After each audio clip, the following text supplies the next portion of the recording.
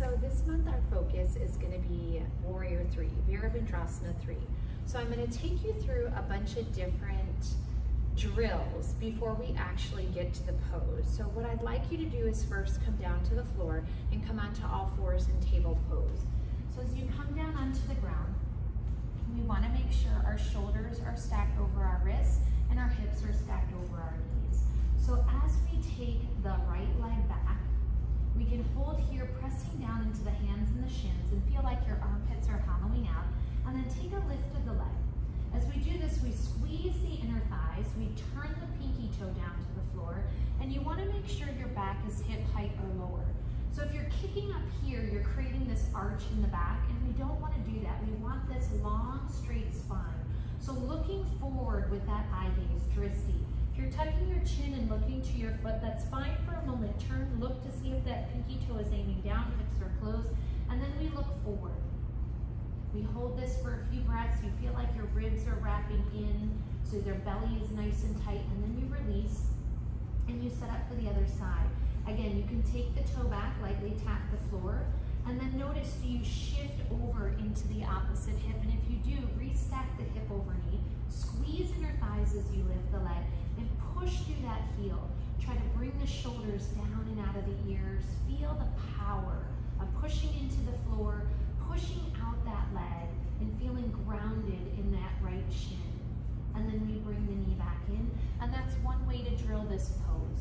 The next way is to come up, and it's almost like you're drilling tripod stance. So our blocks are in front of us. We have this shoulder width apart, but our blocks are not by our feet. They're actually directly under our shoulders, and I want you to push your palms down into the blocks. If you have tight hamstrings, feel free to bend the knees, but we're going to sit back. Try not to let the knees come forward.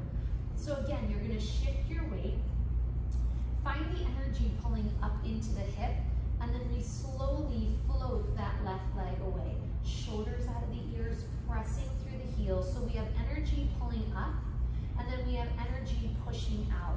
Imagine you're making a footprint on the mirror. So squeeze those inner thighs. Try to make sure if you're kicking up here and dropping the head, that's your standing split. We want this letter L, or upside down L, I should say. Elongate the spine, belly in, release, and then we take it to the other side, lifting up. And again, push through both heels, but energy pulls up into the hip, energy pushes out through that heel. Shoulders out of the ears.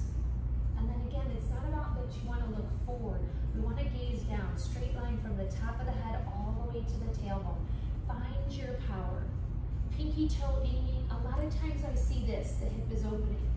We want the hips closed, shoulders and hips squared, and then we release. So coming out of the pose, just a gentle way to stand up.